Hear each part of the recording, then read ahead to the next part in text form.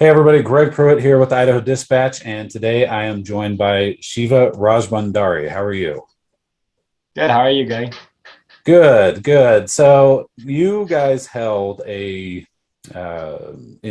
strike. I think you called it a strike. I was going to say a rally, but you called it a strike, so we'll call it a strike at the Capitol recently. And so I kind of wanted to, I guess, first before we get into that, maybe give people a little bit of your background if you want, and then we'll talk about the strike and some of the other stuff that you're involved with, and then we'll just kind of go from there. So I guess first, kind of let people know who you are and what you're doing.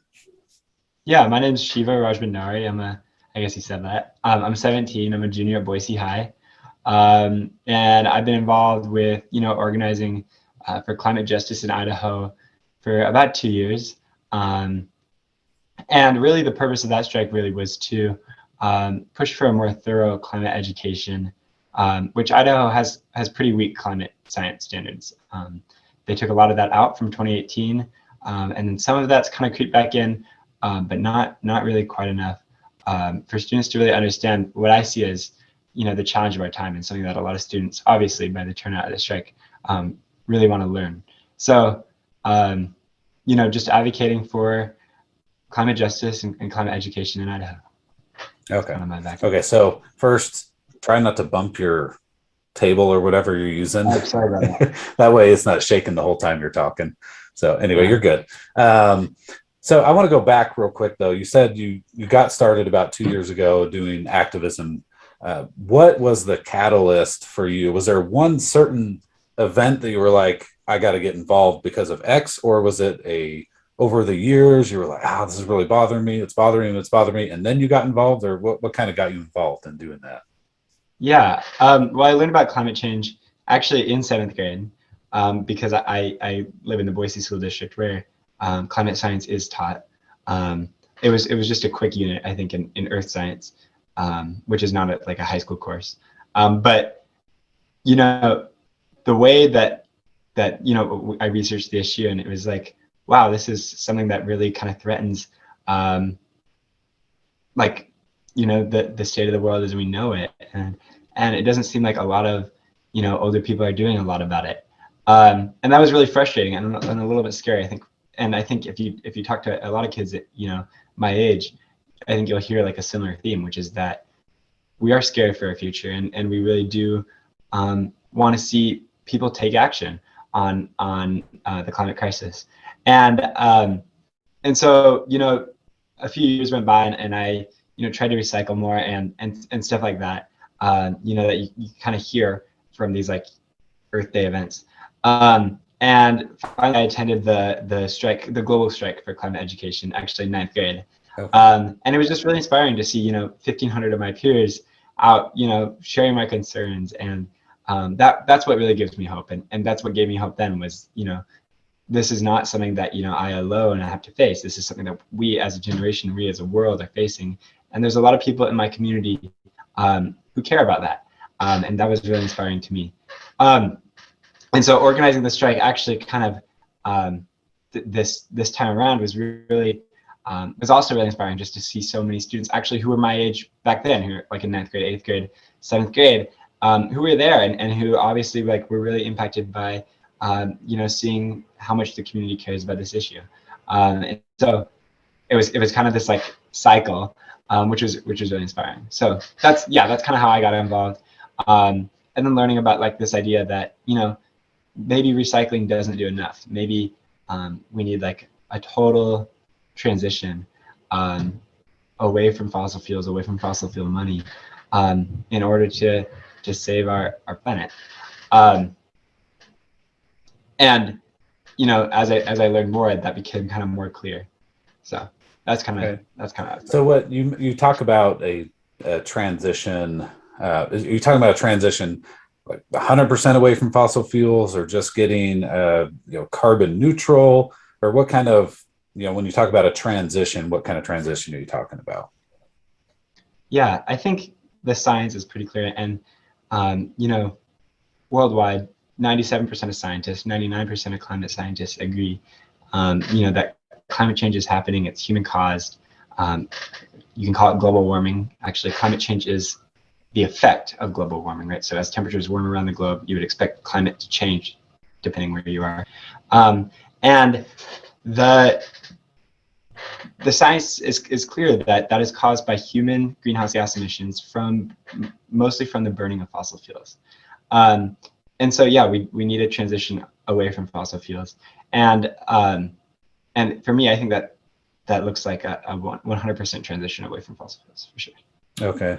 So how do you, I know folks like Congressman Alexandria Ocasio-Cortez are saying, look, we've got about a decade, I think she said 12 years, if I remember correctly, about 12 years where we've got to really make drastic changes in order to save the planet. If like right now, if you had the ability and you're the Idaho governor, or you're the king of Idaho, let's say, and you can do whatever you want, what kind of changes would you say, look, this is what we have to do in Idaho right now, immediately, or we're in big trouble? What would those changes look like? Yeah, well, I mean, first I want to address the 2030 date, which I think AOC was referring to, comes from the International Panel on Climate Change, which is a UN panel of scientists from around the world that say, hey, we need to reduce global carbon emissions by 45% by 2030 from 2005 levels, and 100% by 2050 from 2005 levels, in order to prevent global average temperature increase greater than 1.5 degrees Celsius, which is about 2.8 degrees Fahrenheit, I believe. Okay. And I know 2.8 degrees Fahrenheit, that doesn't sound like a lot, but if you think about like raising the temperature of the whole world 2.8 degrees on average, that is a ton of energy, and that is going to change the way that like global ecosystems function. And I think as a country, in the US, there's no denying that, we are like a very wealthy country and we are able to handle this challenge. And we do have some of the highest per capita emissions. We have the highest historical greenhouse gas emissions. So the burden, I think, for action definitely rests on our shoulders. So I 100% agree that, we do need, to lead the way and be ahead of this. Come 2030, I think the US should have a significant reduction in greenhouse gas emissions. And then secondly, as far as like being the king of Idaho, I don't want to be king of Idaho. I think that the way that climate change is solved is not through tyranny. It's not through dictatorship. It's through democracy, and it's through mobilization of people who really care, presented with the true and accurate facts, who decide, hey, I want this person to lead, or I support this issue. So if I was king of Idaho, I would convert it back to democracy. But if I was the I didn't mean that you wanted to be king. I just meant like if you could do sweeping changes, what would those changes be? But if I was the governor of Idaho, if I was Governor Little, I would first push to implement climate education in K-12, because that is so important. And I think students growing up need to learn about this issue. It's going to affect, it is affecting so many job sectors. And I'm sure, you listened to that speech, you heard what Hallie said, it's affecting, the medical field. 200 medical journals came out and said, hey, this is the biggest challenge to public health. It's affecting agriculture, obviously. Maybe Idaho isn't best for growing potatoes. Maybe we'll have to change what kind of crops we grow. And that's important for future farmers to learn. It's affecting the military.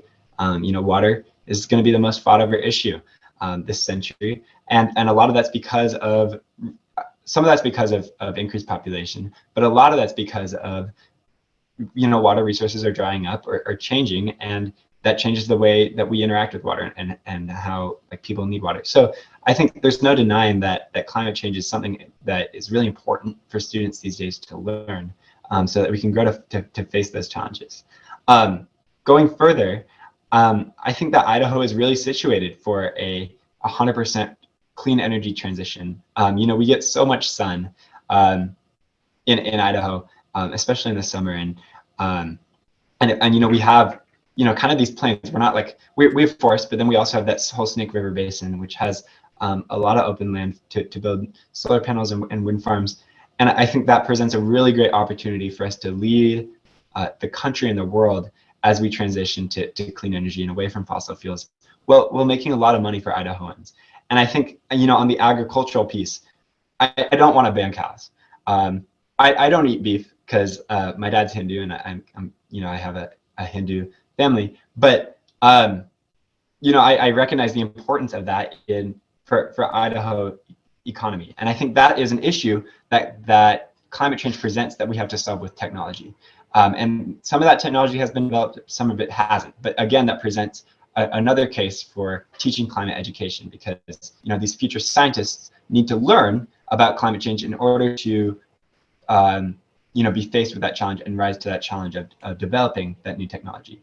One technology that was actually Bloomberg ran a piece on it was it's like this laser. It's zapping like cow manure with lightning and then putting it on the ground, or with plasma.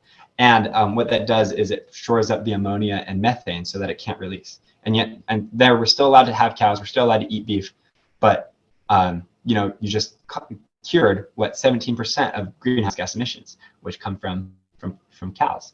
And so I think that there's like a technological component, and there's definitely an opportunist component. And in Idaho, I think we have a ton of opportunities to rise to the challenge that climate change presents, and really build a future that our children want to choose to live in Idaho, just like Governor Little says.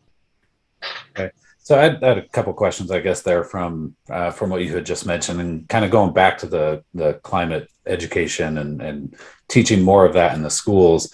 As that's a lot of, that would take a long time. Obviously, let's say you get it into classrooms and there's an entire class on the issue. You won't necessarily even convince each kid, obviously, in those classrooms about that. If we're on a very short time frame where the world has to turn this whole thing around, is focusing on the education part, is that just too long? It would just take too long, or how would you respond to that? Yeah, I'm glad you brought that up, Greg. Well, Idaho already has a ton of resources right now. We have the Idaho National Lab, which is focusing on, I believe, nuclear energy storage, which may present a great opportunity for clean energy. And we have companies and a lot of land. And so there already are people who are like ready to make this change here in Idaho. But also climate change is a long-term issue, right? In the short term, we really do need to take action. In the long term, first of all, we're all recognizing that, hey, we're not taking enough action. So we are going to be faced with this challenge no matter what, kind of at this point. Which means that going forward, the next several generations of Idahoans are going to be experiencing rapid changes in climate that will require major adaptation, and learning about the risks that climate change poses and how those risks can be mitigated, regardless of mitigating the actual climate crisis itself, but mitigating those risks that it poses is still really valuable. And I think that is essential to prepare, future Idahoans, future doctors, future farmers, for the challenges that climate change will present to our state. Okay. One of the other things you had mentioned was Idaho using like wind and solar. Okay. Some of the common arguments, I guess, against solar, I don't know if it's against solar. I guess it's more of the efficiency of solar, or the cost of solar is extremely high compared to, let's say natural gas or electric, for at least up front, I should say. And some people also bring up, hey, you know what, it costs a lot in fossil fuels, and solar creates a lot of waste, and it just makes it worse. What would you say to people who are like, look, we're for alternatives, but the problem is they're too expensive, they're inefficient compared to what we have now, and could create more problems? Like right now, I live in Rigby, Idaho. We've been under snow for the last day, completely cloudy. If I had a whole solar system, it wouldn't be working very well right now, especially without that direct sunlight and on an unclouded day. Yeah, that's a really great point. And it's true that solar panels are definitely, the upfront cost to an individual is way more than natural gas. And I think right now in Idaho, it's like it takes 14 years to make that back. Which, maybe you're going to live in your house for 14 years. Are you able to plan that far in the future? Probably not. But from a system standpoint, solar is cheaper than coal, natural gas, and oil. especially coal. Actually, in a lot of parts of the country, it is cheaper to close a coal plant and open a solar plant than it is just to keep a coal plant running. And that's why it's so important to have, you know, a systemic answer to climate change. That's why you can't just point at an individual and say, you need to solve climate change, because it's inefficient. You can't do that on your own, especially not with the resources that the average American has. Now, are companies going to do that on their own? Yes. Right now, companies are slowly transitioning to solar because it is the cheapest option in wind, and away from coal and fossil fuels. However, are they doing it quick enough to make that possible? To make, you know, to prevent, you know, the worst scenario for climate change that scientists are predicting? No, they're not. And that's why the government should step in and, you know, enact some kind of, you know, revenue neutral carbon tax or something like that, which would incentivize that transition. Now, as to the waste standpoint and to the limitations, I think that's totally valid. You know, we hear a lot about windmills. They're not recyclable. That's a great point. You know, they aren't recyclable. Solar and batteries. Batteries, you know, we're exploiting labor in the Congo and, you know, really polluting water. You know, the stibnite mine up in central Idaho is polluting the salmon, is going to pollute the Salmon River if it gets approved. Stuff like that. But I mean, and I think that is so valid and so important. And that's why it is important, again, to come back to this climate education piece, because we need to develop technologies, better battery technologies, so that we're not exploiting labor in the Congo, or so that we can build more efficient solar panels, or so that we can recycle, you know, windmills. Now, would I say that solar is bad? I think solar is mostly good, and I think that you know, it is true, you know, that the regional impacts of mining the rare earth elements that are necessary for solar and battery storage are really harmful and really terrible. But the impacts of climate change are far, far worse. And so I would take solar over gas, natural gas, or fossil fuels any day. But still, you know, that presents a really great case for climate education, because we need to develop those technologies in order to build more efficient solar panels and mitigate the issues that, you know, mining and waste from clean energy creates. Okay. Does that answer the question? Yeah. I think you answered most of what I'd asked, other than, I guess, again, going back to the efficiency, Idaho winters can be brutal, especially if you are in southern Idaho, like Pocatello and Rigby and Idaho Falls, Rexburg, or way up north in Sandpoint and Coeur d'Alene, where it's just cloudy for days and days on end. And Hey, you know, Greg. let's say we're on a very short time frame, and all of a sudden everybody has to go to solar because either the companies or the government force that. And then Could we you have repeat the rolling question? blackouts for days on end. How would we deal with that? Could you repeat the question? Sorry, my Wi-Fi cut out just for like 10 No, seconds. yeah, sorry. Like the mic a little closer too. So let's. I just want to, I guess, touch on this one a little bit more on the solar. You know, if the government and the companies, you know, the power companies say, look, everybody's going to solar. You don't have a choice. We're going to do it through taxes or tax credits, or by doing X, Y, you know, however they come to that conclusion, and all of a sudden everybody has solar panels. You know, in a state like Idaho, where down here where I am in southern Idaho, like Pocatello and Rigby area, or way up north in Sandpoint and Bonner County and places like that, where there's just nonstop cloudy days for days on end and tons of snow for, you know, I think next week we've got like 5 days of snow predicted down here all in a row. You know, solar panels just cannot do that. They just can't. And so how do you ultimately, during the wintertime in particular, you know, maybe the summer is not a big deal, but in the wintertime in particular, how do you keep people without having rolling blackouts and stuff like that due to the lack of sunlight during those times? Yeah, that's a really great point. I think that solar is not the only answer. We need a diverse energy portfolio. You know, maybe that looks like solar, wind, nuclear, hydro. All of these options are available to us in Idaho, and honestly, you know, scientists say that we don't we won't experience rolling blackouts here in Idaho if we convert it to solar. And that also means we have to build that battery capacity and that solar capacity in order to generate enough on cloudy days to provide electricity for all Idahoans.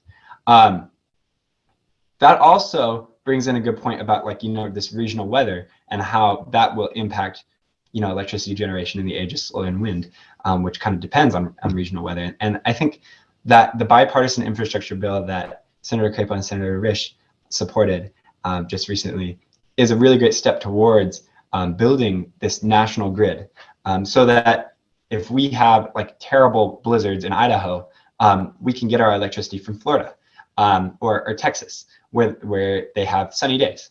And I think that building a more interconnected grid presents a really great opportunity for combating climate change. Okay, you brought up nuclear power. That's a really hot topic, and one topic where typically the conservative side usually says, "Hey, let's do nuclear. Nuclear power is very clean, extremely clean, and it's way more efficient. We don't have to worry about some of the downsides of solar power." Although people, and then on the other side, it's usually like, "Hey, if that thing melts down, we're all in trouble here." So you had mentioned nuclear power, and I kind of wanted to just ask you about that. What kind of nuclear power you support? We haven't built a nuclear power plant in the country for a very long time. Yeah, I think that what happened in Fukushima and in Chernobyl and almost in 3 Mile Island is really scary and devastating, and I think the effects that nuclear power can have can be really dangerous.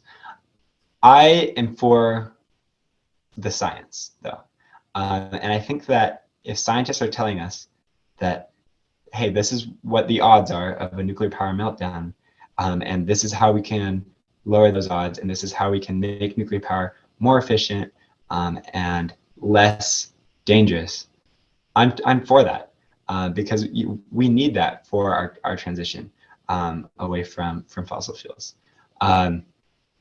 And I think that as long as we can do that in a safe way, that and can take a science-based approach, I'm all for nuclear. Okay. All right.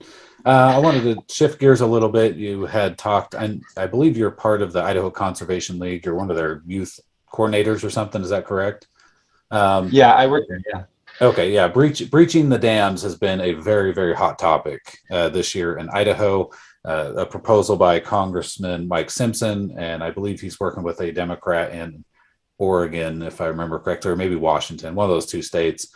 And so that proposal has been debated, and I believe that is something that you support. Is that correct? The breaching of the dams. Yeah. Yeah. So have you reached out to Congressman Simpson to talk to him about that issue, and if so, how did that go?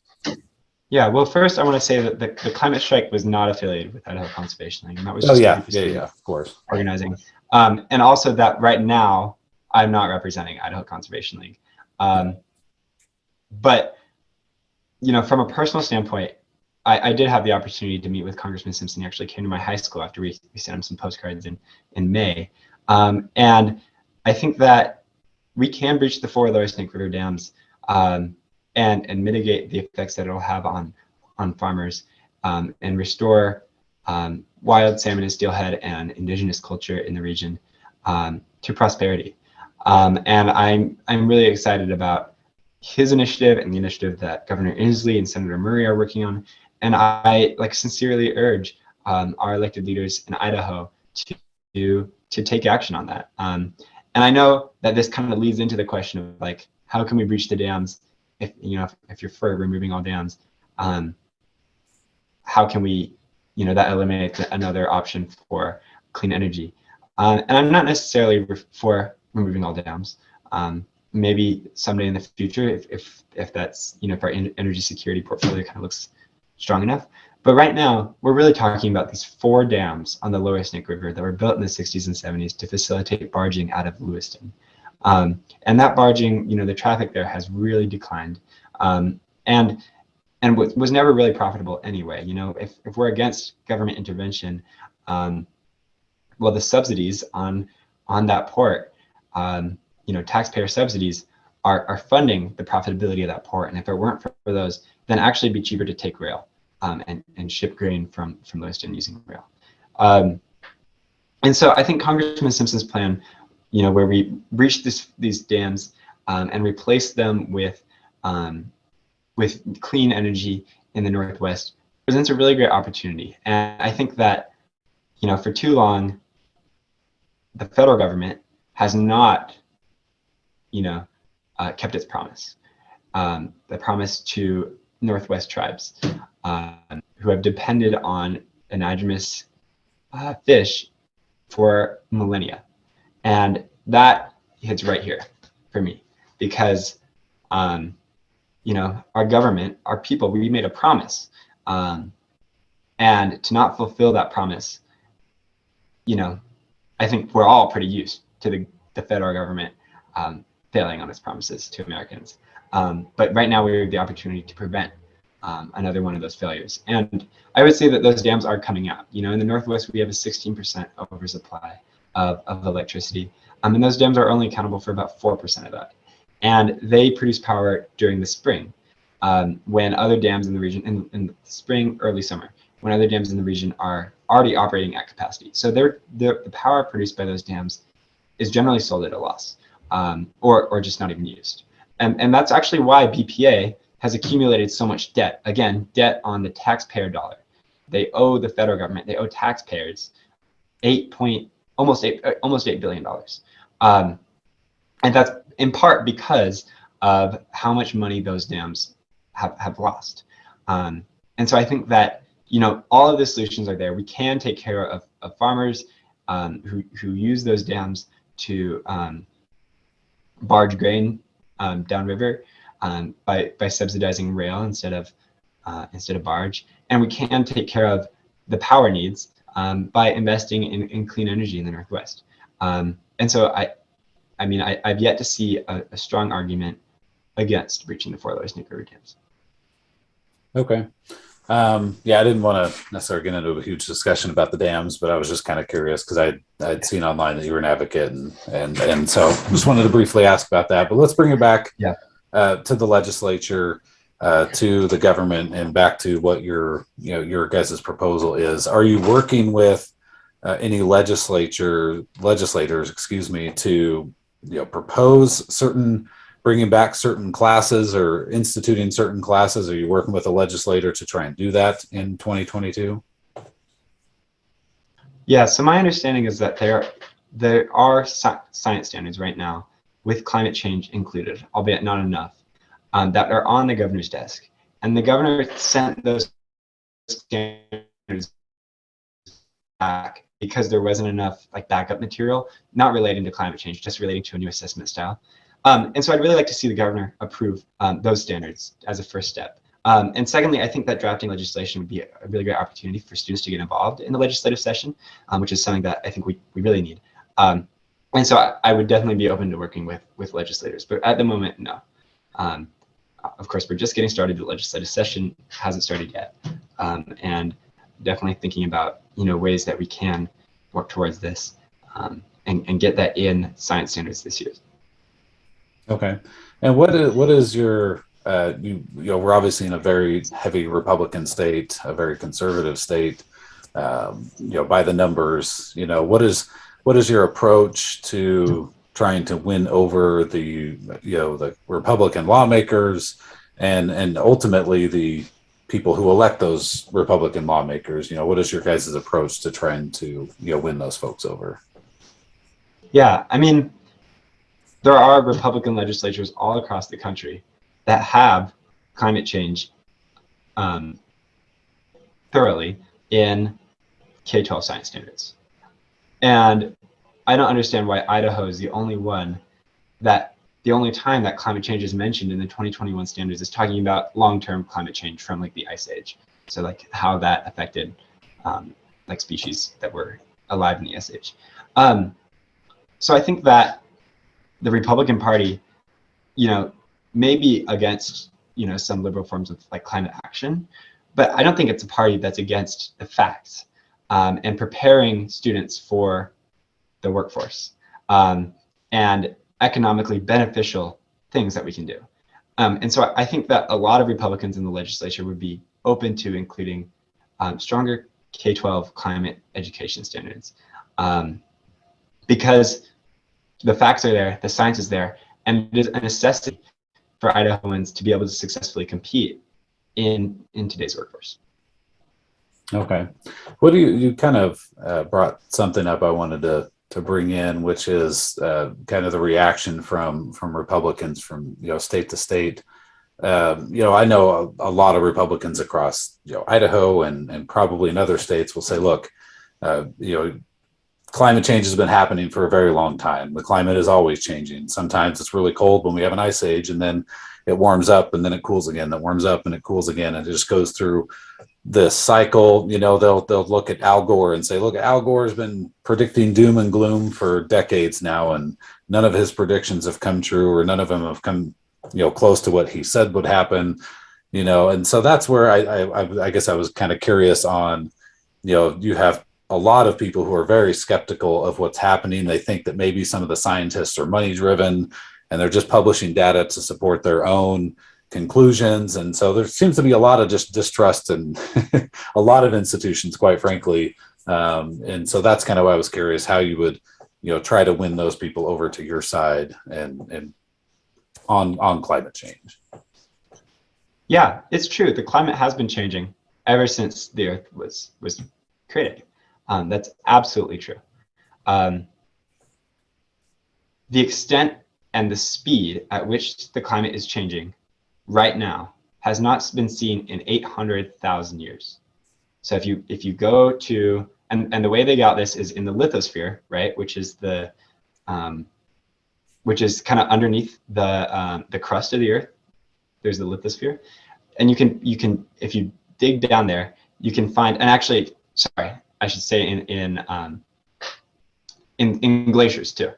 When there's carbon dioxide in the air, it gets captured in glaciers. And we have 800,000 years of glacial record, which we can look into and see how much carbon dioxide was in the air and what the average temperature was.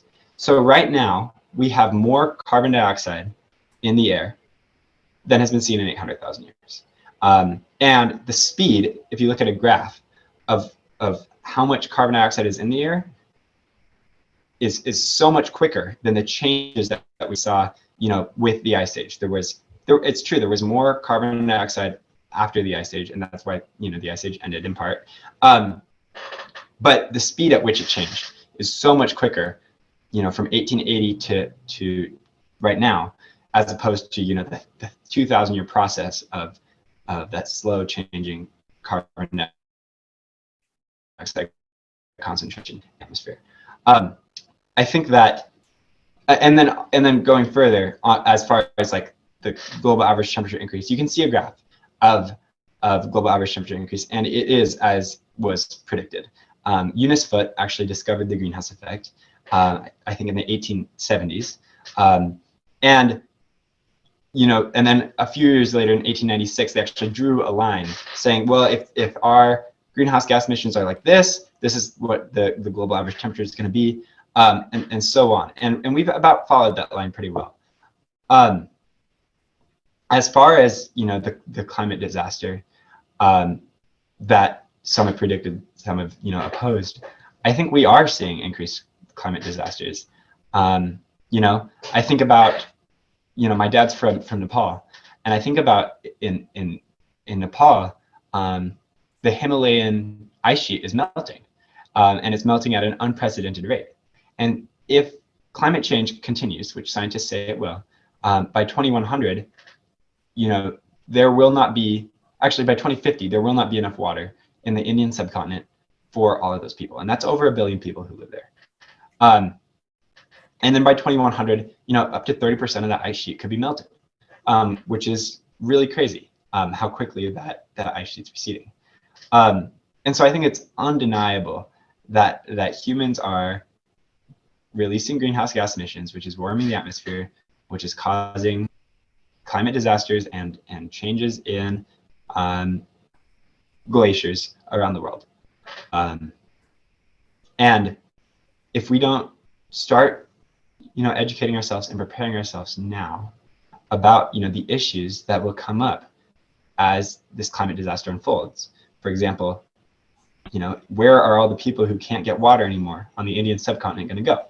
Well, they're going to become climate refugees, and that will cause, a geopolitical issue in that area.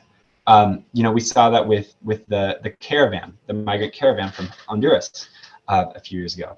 That was in part caused by water insecurity and crop insecurity due to climate change.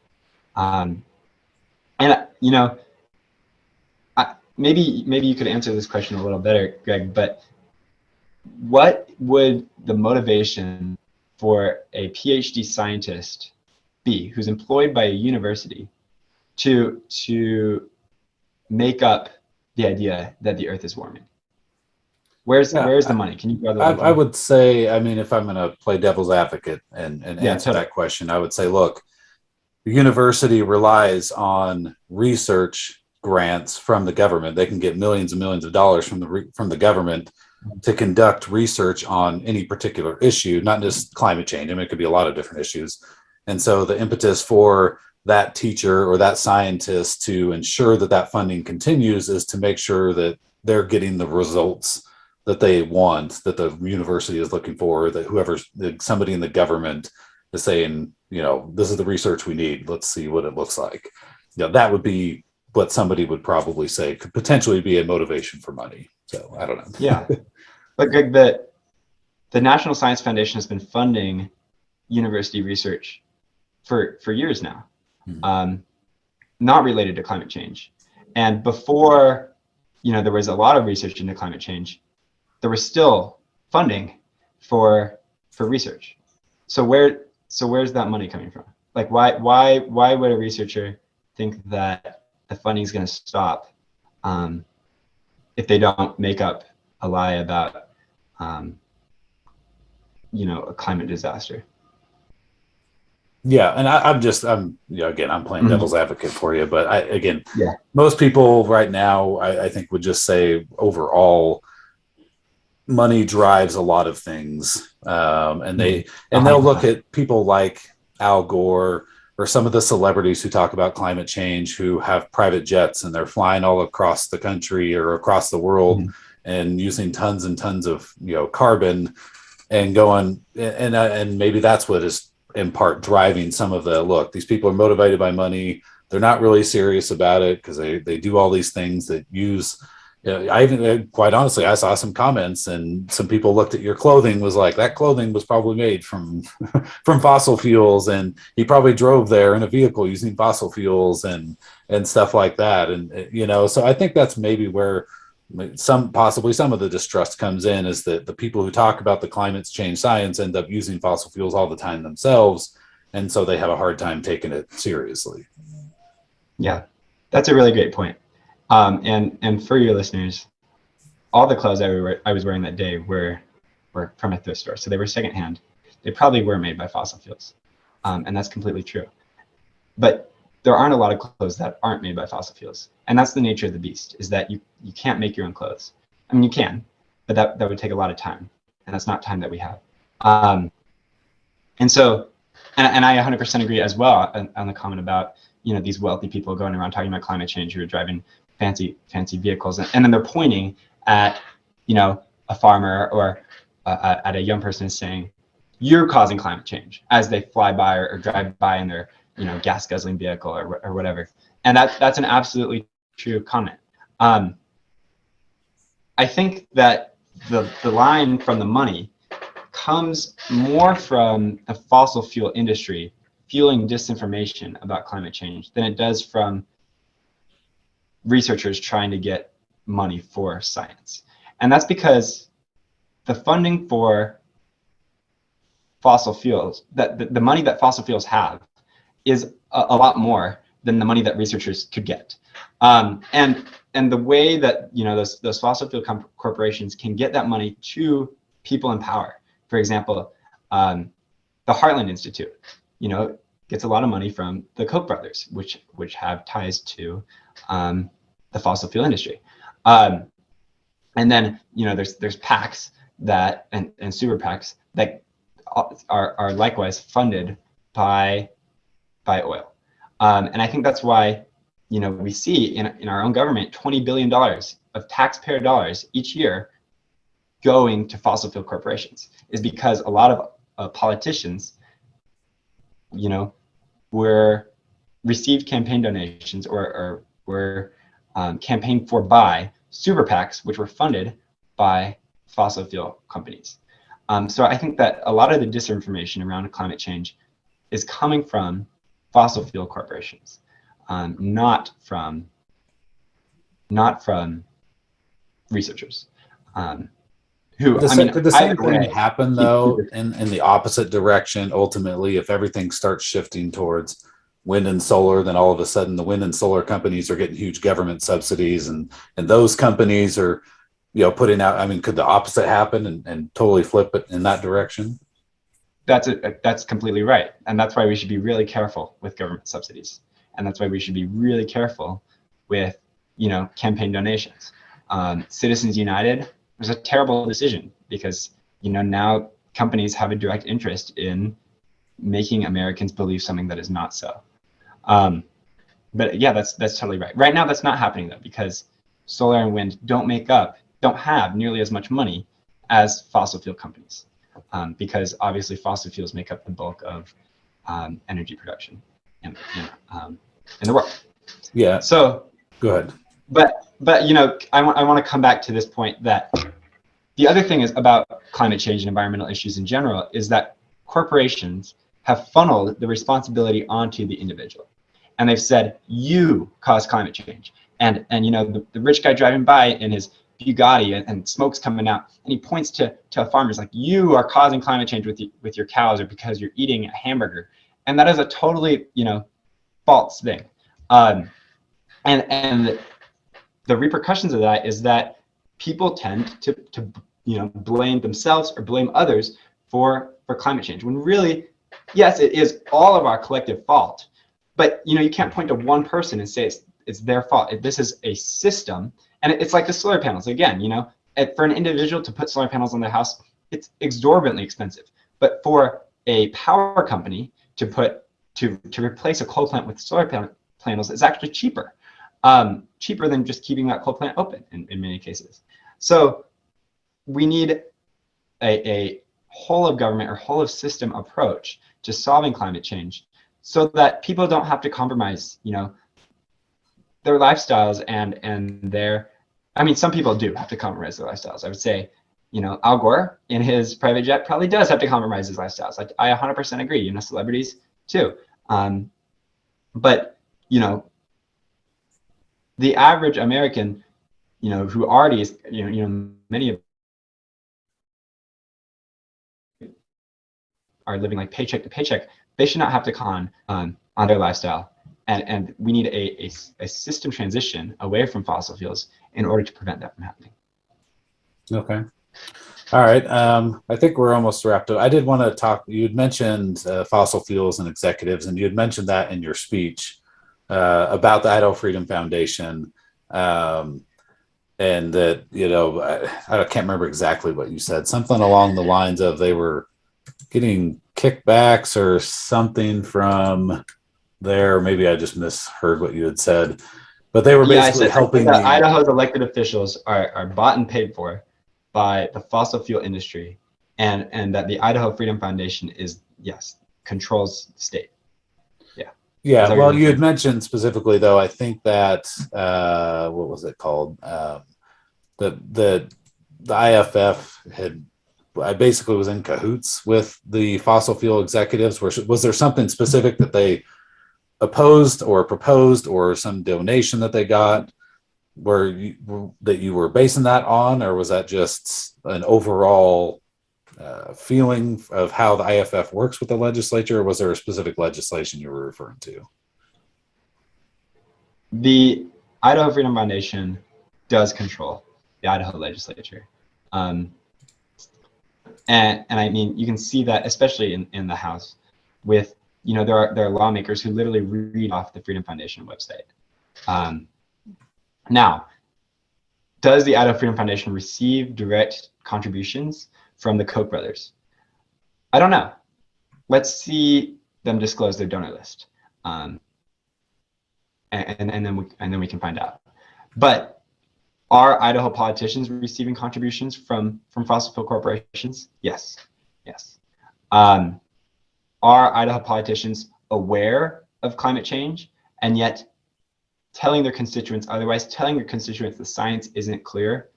Yes. And that's because they're receiving those campaign contributions. And I think that the Idaho Freedom Foundation funnels many ideas that, benefit the fossil fuel industry, that are frankly not true, about climate science and environmental degradation. Okay, and I think that's what I was asking about, and I was going back to reread your quote to make sure I didn't misunderstand who